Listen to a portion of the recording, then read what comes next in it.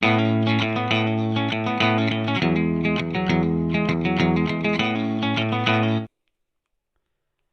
दोस्तों, स्वागत है आपका हमारे YouTube channel learn with masters में। मैं आपका होस्ट एंड दोस्त कमल लेकर आ गया हूं आपके लिए एक और न्यू वीडियो। जैसा कि आपको मालूम है, मैं आपको HPSSB, HPU और पालमपुर एग्रीकल्चर यूनिवर्सिटी के लिए JOAIT की तैयारी करवा रहा हूं। तो चलिए फ्रेंड्स, चलते अपनी नेक्स्ट वीडियो। तो जैसा कि कल मैंने आपको पढ़ाया था लैंग्वेज ट्रांसलेटर। तो लैंग्वेज ट्रांसलेटर क्या करते हैं? लैंग्वेज ट्रांसलेटर क्या करते हैं, हमारी जो हाई लेवल लैंग्वेज थी या असेंबली लैंग्वेज थी, उसको क्या में कन्वर्ट कर रहे थे, मशीन लेवल लैंग्वेज में, ताकि उसे मशीन समझ सके। ठीक है, तो आज मैं आपको लेकर आ गया हूं कंप्यूटर लैंग्वेजेस। क्या लेकर आ गया हूं फ्रेंड्स? Computer languages. ठीक है, तो हमारे पास टू टाइप्स की ही लैंग्वेजेस होती है, एक लो लेवल लैंग्वेज, एक हाई लेवल लैंग्वेज। ये मैंने कल भी बताया था आपको। ठीक है, बताया था कि नहीं बताया था? अगर नहीं पता तो कल की वीडियो जरूर देखें। ठीक है, तो एक लो लेवल लैंग्वेज और एक हाई लेवल लैंग्वेज। ठीक है, तो लो लेवल लैंग्वेज में मशीन लैंग्वेज और असेंबली लैंग्वेज। ठीक है, कौन कौन सी होती है? मशीन लैंग्वेज और असेंबली लैंग्वेज। और ये पिछले कल मैंने आपको सारी डिटेल में पढ़ा दी है। तो मैंने कल आपको ये भी बताया था हमने क्यों हाई लेवल लैंग्वेज पे स्विच किया था, लेकिन कुछ और डिसएडवांटेजेस मैं आपको बता देता हूँ जिस कारण से हमें हाई लेवल लैंग्वेज पे स्विच करना पड़ा। तो देखिए, लो लेवल लैंग्वेज, मशीन लैंग्वेज और असेंबली लैंग्वेज हो गया। और मैं आपको 1000 बार ये बात बोल चुका हूँ, मशीन लैंग्वेज 0 और 1 की फॉर्म में होती है। ठीक है, 0 1, कंप्यूटर हमारा 0 और 1 को ही समझता है। क्या समझता है फ्रेंड? 0 1 0 1। ठीक है, तो disadvantages of low level language: finding error and writing program is difficult. ठीक है, क्या मैं कह रहा हूं कि इसमें एरर को फाइंड आउट करना और राइट करना प्रोग्राम को डिफिकल्ट हो रहा था। अब कैसे? ठीक है, अब समझिए कैसे। तो अगर मैं आपको बता रहा हूं, ये एक कंप्यूटर भाषा थी। ठीक है, ये इतना बड़ा कोड है मेरा मशीन लैंग्वेज में। तो आप एक चीज मुझे बताइए, ठीक है, कि अगर आपने इसको 0 को कहीं 1 लिख दिया और आपके पास मतलब इतना बड़ा है ये, कम से कम नहीं है तो 256 बिट का है ये। ठीक है, मान लो 256 बिट का ये कुछ आपने लिख दिया। ठीक है, 256 अक्षरों का बोल रहा हूं मैं। ठीक है, और यहां पे आपने 0 की जगह 1 लिख दिया, तो आप बताइए डिटेक्ट करने में कितना डिफिकल्ट होगा। आपको एक एक स्ट्रिंग बार बार पढ़नी पड़ेगी। ठीक है, एक एक स्ट्रिंग बार बार पढ़नी पड़ेगी। और ये राइटिंग के लिए भी, अब मैं लिखूंगा इसको इतना बड़ा लिखूंगा तो ये डिफिकल्ट होगा कि नहीं होगा? तो ये डिफिकल्ट होगा।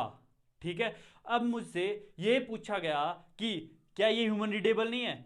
ये भी ह्यूमन रीडेबल है फ्रेंड्स मेरे, ये भी ह्यूमन रीडेबल है, बट ये उतना नजदीक नहीं है ह्यूमन के जितनी हमारी हाई लेवल लैंग्वेजेस है, क्योंकि वो डायरेक्ट इंग्लिश है। ठीक है, क्या है वो? डायरेक्ट इंग्लिश है। और ये क्या है? ये आप एक आम आदमी को ये बोलेंगे 101 101, वो बोलेगा कि ये साला पागल है, क्या लिखे जा रहा है। उसे थोड़ा ना पता है कि मैं 256 लिख रहा हूं या कुछ और लिख रहा हूं कोडिंग में। ठीक है, तो ये एक आम आदमी को समझने के लिए मुश्किल हो रही थी, इसीलिए हमारे पास हाई लेवल लैंग्वेज आई थी। और इसमें क्या था, हमारे पास एरर फाइंड आउट करना भी बहुत मुश्किल था। ठीक है, असेंबली लैंग्वेज की बात, तो असेंबली लैंग्वेज में हमारे पास कोड्स बहुत ज्यादा हो जा रहे थे। क्या हो जा रहा था फ्रेंड्स? कोड्स बहुत ज्यादा हो जा रहे थे। ठीक है, जिस वजह से क्या प्रॉब्लम आ रही थी कि इतने ज्यादा कोड्स को लर्न करना बहुत मुश्किल था। ठीक है, इतने ज्यादा कोड्स को लर्न करना बहुत मुश्किल था। अब सेकंड क्या होता था, ये देखो, ये बहुत बड़ा क्वेश्चन है और ये पेपर में आता है। और इसके बाद जो मैं क्वेश्चन पेपर में आया है ना, वो अभी आपको स्क्रीन पे दिख जाएगा नीचे। ठीक है, स्क्रीन पे अभी नीचे दिख जाएगा वो। ठीक है, क्या बोल रहा हूं मैं? Machine dependent. ये क्या थी? मशीन डिपेंडेंट लैंग्वेज होती है। क्या? अगर आपने particular machine language can be used on only one type of computer. ठीक है, अगर आपने किसी कंप्यूटर के लिए कोई प्रोग्राम लिख दिया तो वो सिर्फ उसी ही कंप्यूटर में चलेगा। क्या बोल रहा हूं मैं? कि अगर आपने कोई प्रोग्राम लिख दिया तो वो सिर्फ उसी ही कंप्यूटर में चलेगा, मशीन डिपेंडेंट। ठीक है, वहीं देखो, ये मशीन डिपेंडेंट हो गया और ये क्या हो गया? फाइंडिंग एरर मुश्किल था इस पर। ठीक है, अब वहीं अब देखो हाई लेवल लैंग्वेज में जाओ, आपके पास कंपाइलर क्या कर देता है? तभी मैंने आपको कंपाइलर पहले पढ़ाया लैंग्वेजेस से पहले, ताकि आपको ये चीज समझ आ सके, ये लाइन समझ आ सके। ठीक है, अब देखो इसमें क्या बोला? Finding error. अब उसमें एरर ढूंढेंगे तो आपको कंपाइलर लास्ट में एरर बता देगा डायरेक्ट, कि नहीं बता देगा। आपको उसमें इतना ज्यादा मुशक्कत करने की जरूरत ही नहीं है फ्रेंड, जैसा इसमें आपको एक एक बिट को ढूंढना पड़ेगा एरर में।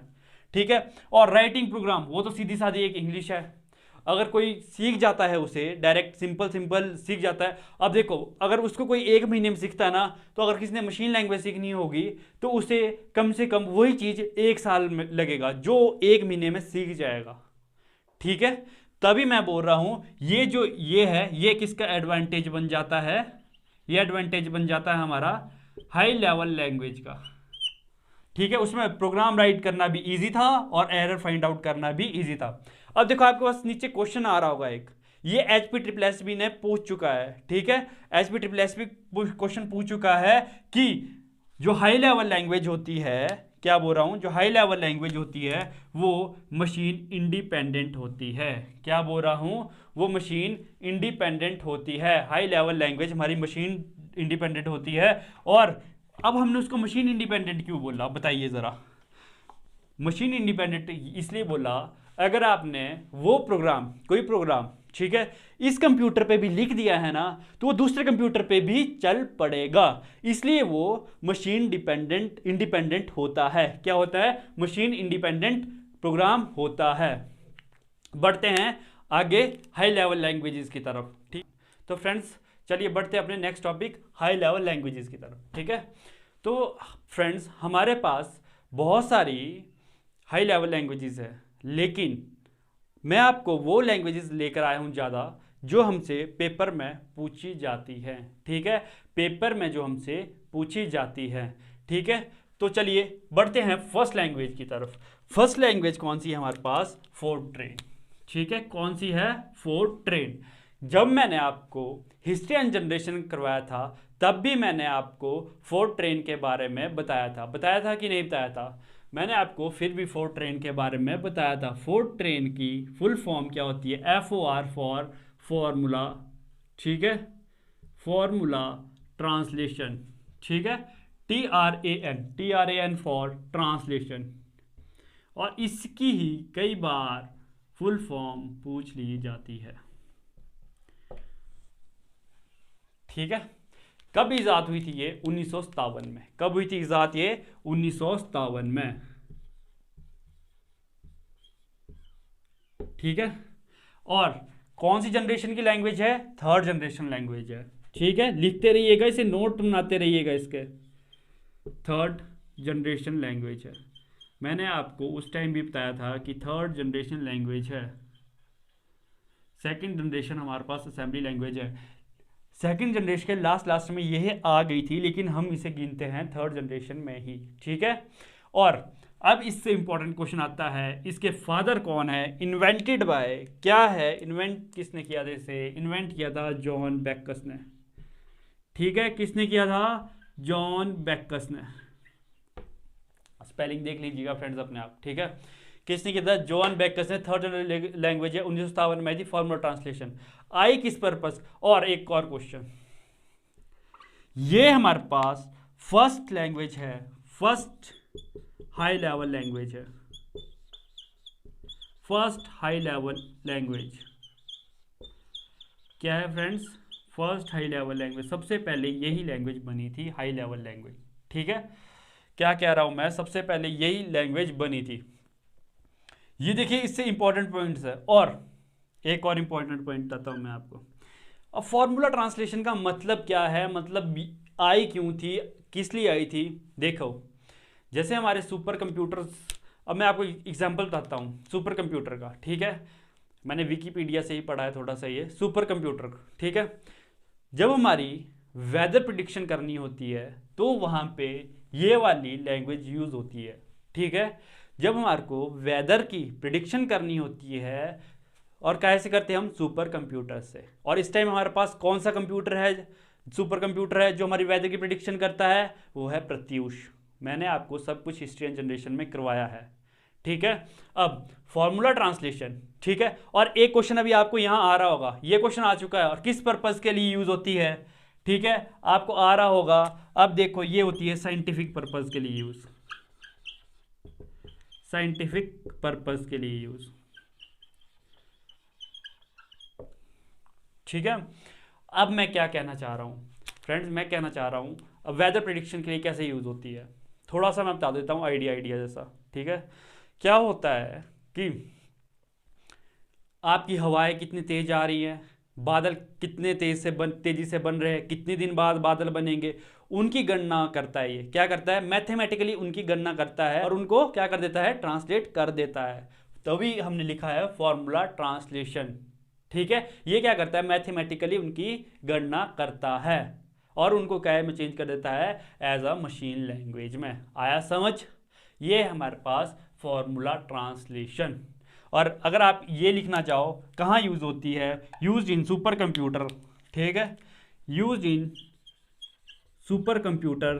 ठीक है, फॉर सुपर कंप्यूटर। ठीक है, और किस लिए यूज होती है, अब मैं इसको यहां से यहां लिख देता हूं, किस लिए यूज होती है, फॉर वेदर प्रेडिक्शन। ठीक है, लिखिएगा वेदर प्रिडिक्शन।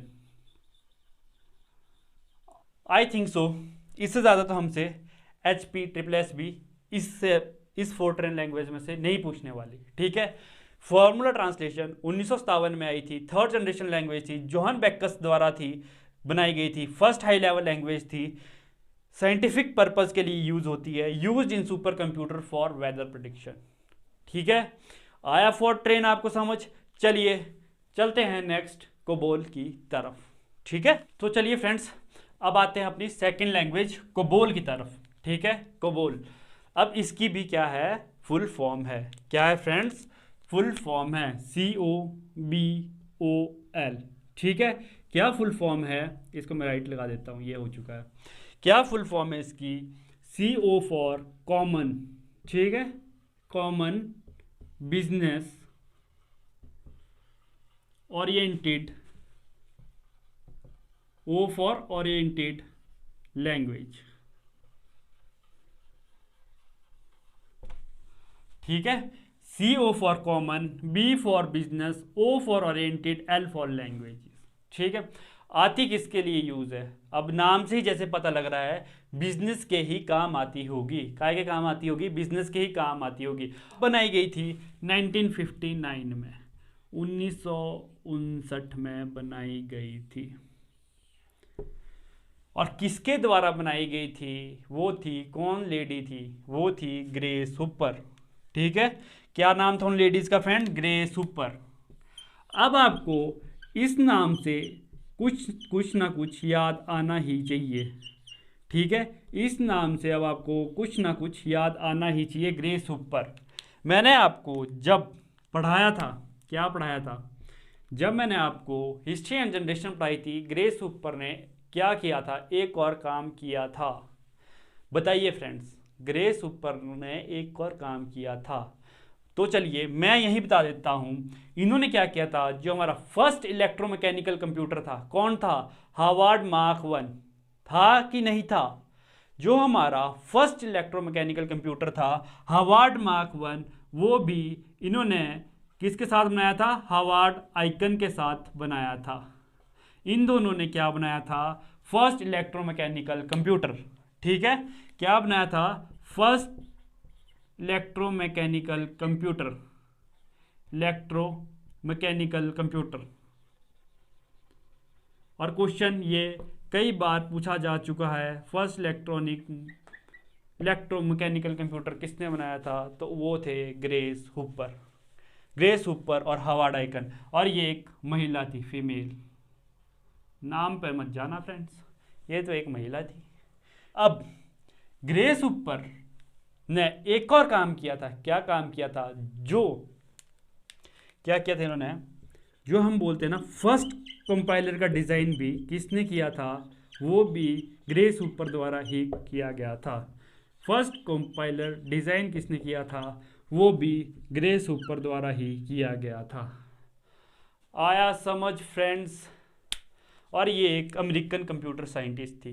ठीक है, अमेरिकन कंप्यूटर साइंटिस्ट थी। और फर्स्ट इलेक्ट्रोमैकेनिकल कंप्यूटर कौन सा था हमारे पास, हार्वर्ड मार्क 1 था कि नहीं था, हार्वर्ड मार्क 1।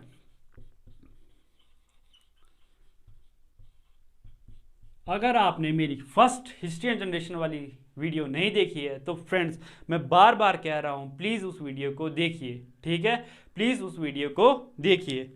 चलो चलते हैं अपने नेक्स्ट टॉपिक बेसिक की तरफ। अब नेक्स्ट लैंग्वेज आती है फ्रेंड्स हमारे पास बेसिक। अब बेसिक की हमारे पास यहाँ पर क्या पूछी जाती है, फुल फॉर्म कि बेसिक की फुल फॉर्म क्या है। ठीक है, बेसिक की फुल फॉर्म क्या है। बेसिक की फुल फॉर्म है,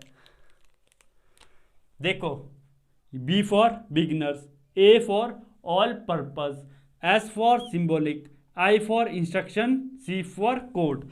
चलो लिखते हैं, क्या बोला मैंने आपको, ये भी होगी, इस पर टिक लगा देते हैं। ठीक है, क्या बोला मैंने आपको, बेसिक की फुल फॉर्म क्या होती है, बिगिनर, ऑल पर्पस,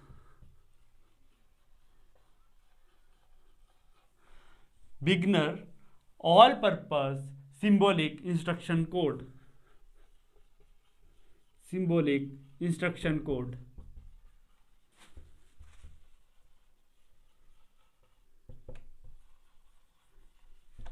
ठीक है फ्रेंड्स, क्या लिखा जाता है, beginners, all purpose, symbolic instruction code. आया समझ आपको क्या कहा जाता है ये। ठीक है, अब ये कब बनी थी, ठीक है, बनी कब थी, ये 1964 में बनी थी। ठीक है, 1964 में बनी थी। और एक और बात लिख दीजिए, ये फर्स्ट नॉन प्रोफेशनल लैंग्वेज थी।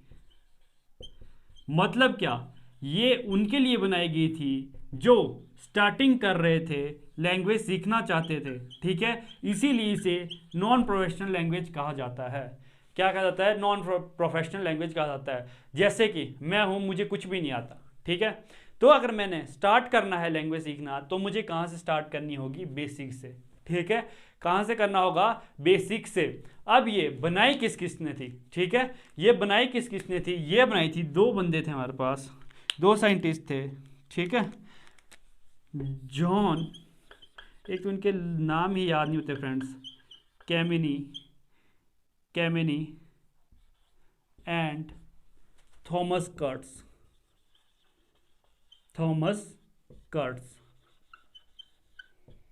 और मैं आपको बता चुका हूं किस लिए बनाई गई थी ये लैंग्वेज इसलिए बनाई गई थी कि जो स्टार्टर बंदा हो, पहली बार सीखने वाला बंदा हो, वो कहाँ से स्टार्ट करे, बेसिक से स्टार्ट करे। ठीक है, यहाँ पे आप स्टार्टिंग से धीरे धीरे प्रोग्रामिंग करके हाई लेवल लैंग्वेज को सीख सकते हैं, और भी हाई लेवल लैंग्वेजेस को सीख सकते हैं। ठीक है, तो आया समझ आपको कि क्यों हमारे पास इसे नॉन प्रोफेशनल लैंग्वेज कहा जाता है।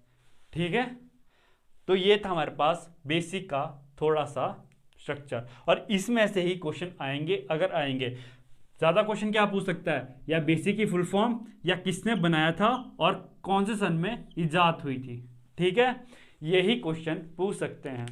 अब इसके बाद जो लैंग्वेज आई थी वो थी सी लैंग्वेज, और ये क्वेश्चन बहुत बार पूछा जा चुका है, हु इन्वेंटेड सी लैंग्वेज।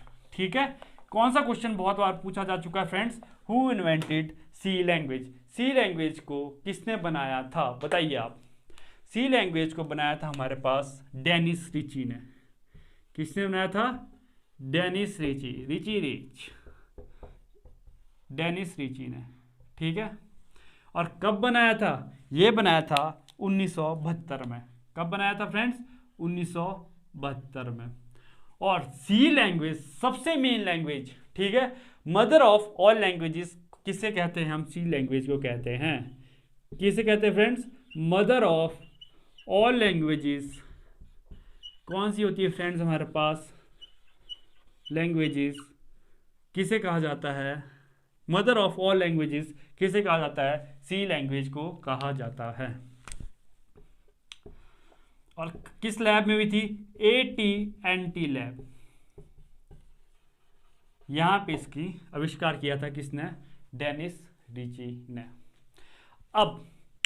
अब ये बात आती है, सी लैंग्वेज क्यों मदर ऑफ ऑल लैंग्वेज कहा जाता है, क्योंकि कहीं ना कहीं जब सी लैंग्वेज आई थी तभी हमारा ऑपरेटिंग सिस्टम की शुरुआत होने लगी थी। किसकी शुरुआत होने लगी थी फ्रेंड्स, ऑपरेटिंग सिस्टम की शुरुआत होने लगी थी।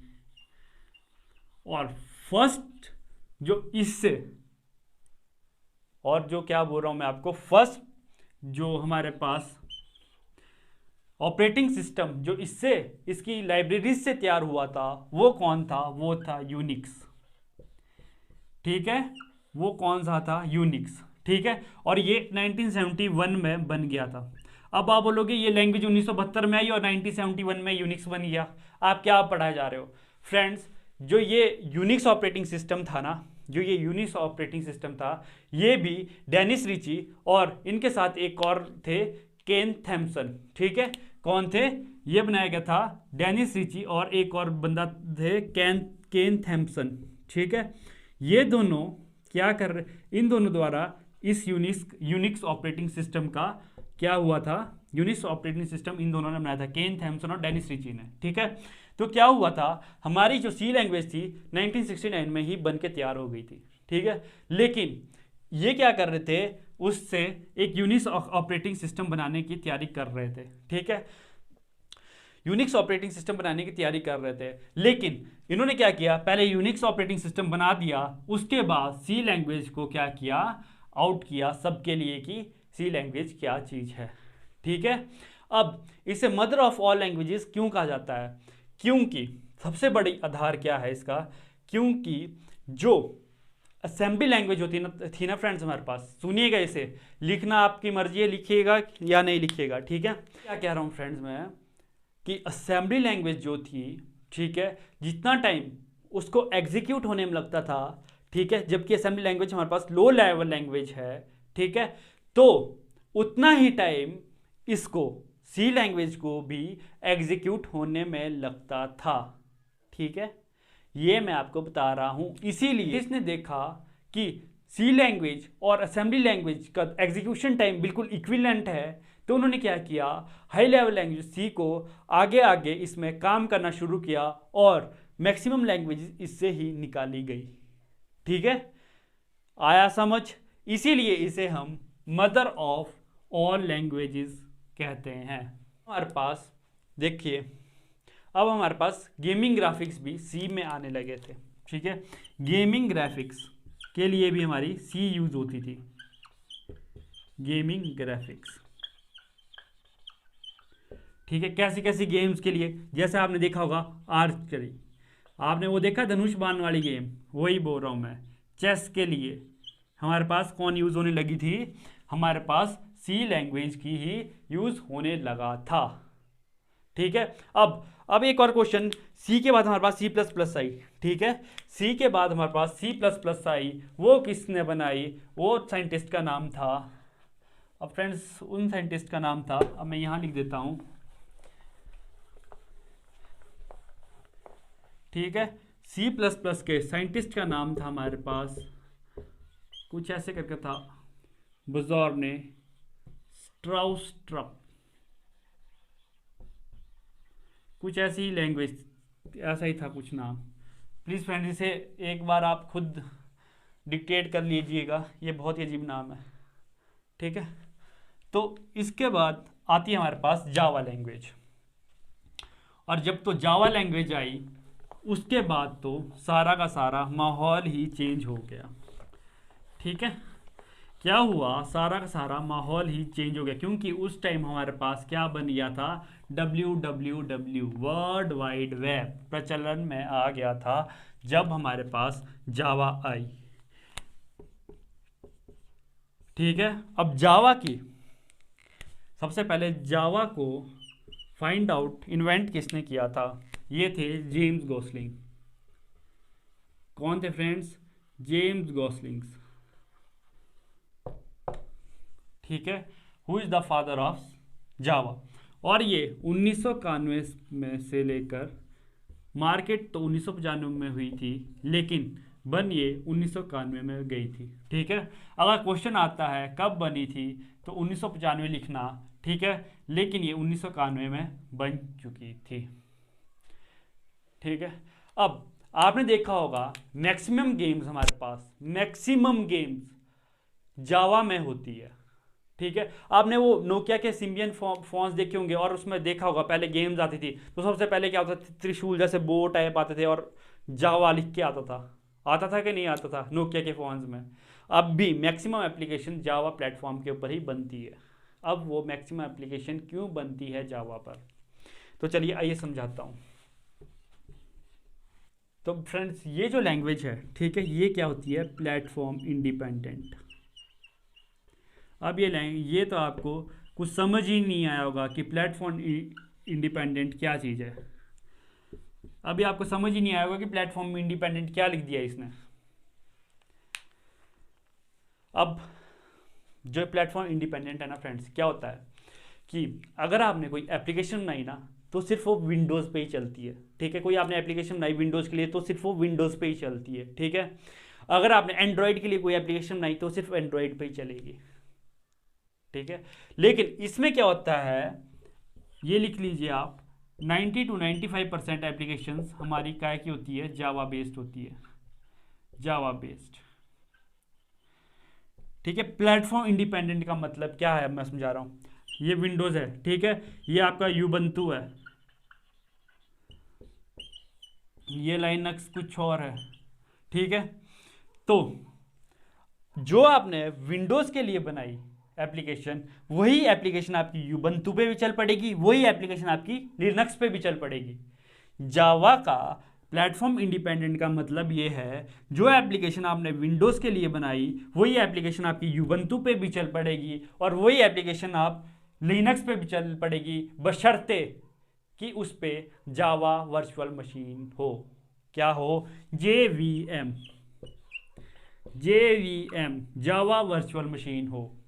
आया समझ क्यों जावा प्रचलन में आई फ्रेंड्स? जावा इसीलिए ही प्रचलन में आई क्योंकि ये प्लेटफॉर्म इंडिपेंडेंट है। अगर आपने कोई एप्लीकेशन विंडोज़ के लिए बना दी, वही एप्लीकेशन आपकी यूबंतु के लिए भी बन जाएगी, और वही एप्लीकेशन आपकी लिनक्स के लिए भी और किसी और ऑपरेटिंग सिस्टम के लिए बन जाएगी। लेकिन शर्त है कि JVM उसमें होना चाहिए, जावा वर्चुअल मशीन।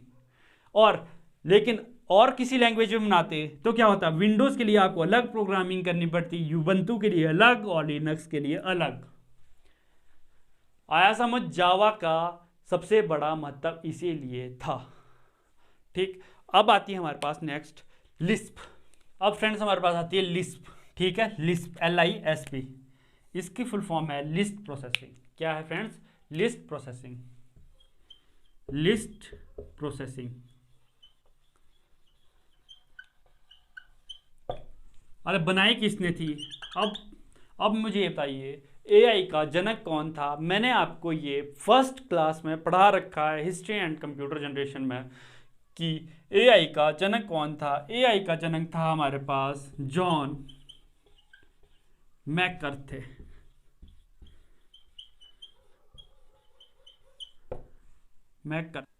तो फ्रेंड्स हमारे पास कौन था? जॉन मैककार्थी, ठीक है। और कब बनाई गई थी ये लैंग्वेज? 1959 में बनाई गई थी। और यही हमारे क्या थे? AI के जनक थे। फादर ऑफ AI किसे कहा जाता है? AI का जनक कहा जाता है हमारे जॉन मैककार्थी को, ठीक है। और जो इन्होंने लैंग्वेज भी बनाई थी, ठीक है, किसके लिए बनाई थी? ये बनाई थी इन्होंने आर्टिफिशियल इंटेलिजेंस के लिए ही बनाई थी, ठीक है। किसके लिए बनाई थी? आर्टिफिशियल इंटेलिजेंस के लिए ही बनाई थी। और आजकल ये लिस्प भी बेस है किसका? आर्टिफिशियल इंटेलिजेंस के लिए, ठीक है। लिस्ट प्रोसेसिंग लैंग्वेज ही हमारे पास बेस है आर्टिफिशियल इंटेलिजेंस का, ठीक है। किस चीज़ का बेस है? आर्टिफिशियल इंटेलिजेंस के लिए लिस्ट प्रोसेसिंग लैंग्वेज ही हमारे पास बेस है, ठीक है। आया समझ इतना? तो चलिए लिस्प भी हो गया, अब बढ़ते हैं अपने PHP की तरफ। तो फ्रेंड्स अगला है कि PHP की फुल फॉर्म थी पर्सनल होम पेज, ठीक है। 1994 में बनाई गई थी। किसके द्वारा बनाई गई थी? रैस्मस लैडॉर्फ के द्वारा, ठीक है। अब इसकी प्रोनाउंसिएशन खुद ही कर लीजिएगा। अब ये यूज़ होती है हमारे वेब डेवलपमेंट के लिए। किस लिए यूज़ होती है? वेब की डेवलपमेंट के लिए PHP यूज़ होती है, ठीक है फ्रेंड्स। अब उसके बाद हमारे पास ये पाइथन है, रूबी है और विजुअल बेसिक है, ठीक है। पाइथन, रूबी और विजुअल बेसिक है, ठीक है। अब इनके मैंने आपको डायरेक्ट साइंटिस्ट के ही नाम लिख दिए हैं, क्योंकि इनमें से अगर क्वेश्चन आएगा भी तो साइंटिस्ट का ही नाम पूछ लिया जाता है। जैसे विजुअल बेसिक के साइंटिस्ट का नाम पूछ दिया गया था, वो है एलन कूपर, ठीक है। कौन है? एलन कूपर, ठीक है। और रूबी का कौन है? युकिरो सुमोटो, ठीक है, युकिरो मत्सुमोटो। और पाइथन के जो थे गाइडो वैन रोसुम थे, ठीक है। फ्रेंड्स, मुझे लगता है आज का लेक्चर आपको ढंग से समझ आया होगा, ठीक है, ढंग से समझ आया होगा। जो आपको मेन लैंग्वेजेस थी, फॉरट्रेन, कोबोल, बेसिक, सी, जावा, लिस्प, पीएचपी, इनके बारे में मैंने आपको ढंग से ही समझाया है, ठीक है। लेकिन ये तीनों आपके पास ज़्यादा कुछ नहीं पूछा जाता। एक बार ये पूछ लेते कि जो पाइथन का सिंबल होता है, ठीक है, वो कौन कौन से कलर का होता है? वो होता है एक नीला पीला, ठीक है, ब्लू येलो। ये पूछ सकता है ज़्यादा इसमें, और कुछ क्वेश्चन बनता ही नहीं है इसका, ठीक है। तो चलिए फ्रेंड्स, करते हैं आज के लेक्चर को यहीं ख़त्म। आज हमारा सी लैंग्वेज, कंप्यूटर लैंग्वेज और कंप्यूटर ट्रांसलेटर सब खत्म हो चुका है, ठीक है फ्रेंड्स, सब खत्म हो चुका है। अब और हमसे टेलीग्राम में जुड़ने के लिए एक ग्रुप है JOAIT 817, ठीक है, मैं उसका लिंक आपको डिस्क्रिप्शन में दे दूंगा, उस पर जुड़े, ठीक है। कोई भी इस पे डाउट आता है, उसका डिस्कशन ग्रुप है, आप उस पर मुझे क्वेश्चन पूछ सकते हो, ठीक है, उस पर आप मुझे क्वेश्चन पूछ सकते हो कि ये डाउट है। और मैंने उस पर यह भी रखा है कि जो भी डाउट आपको राइज होता है, ठीक है, अगर वो आपको डिस्कशन से नहीं क्लियर हो पाता तो मैं उसके ऊपर एक डाउट वीडियो भी आपके लिए लेकर आऊँगा, ठीक है, डाउट वीडियो भी लेकर आऊँगा। और मेरा खुद का टेलीग्राम चैनल है लर्न विद मास्टर्स, ठीक है, लर्न विद मास्टर्स। ये दो टेलीग्राम के चैनल आपको डिस्क्रिप्शन में दोनों मिल जाएंगे, ठीक है। तो प्लीज़ फ्रेंड्स, वीडियो को लाइक कीजिएगा, शेयर कीजिएगा, सब्सक्राइब कीजिएगा, जितना हो सके उतने ज़्यादा से ज़्यादा सब्सक्राइब कीजिएगा, ठीक है। तो मिलते हैं आपसे नेक्स्ट वीडियो में, तब तक के लिए धन्यवाद। जय हिंद, जय भारत।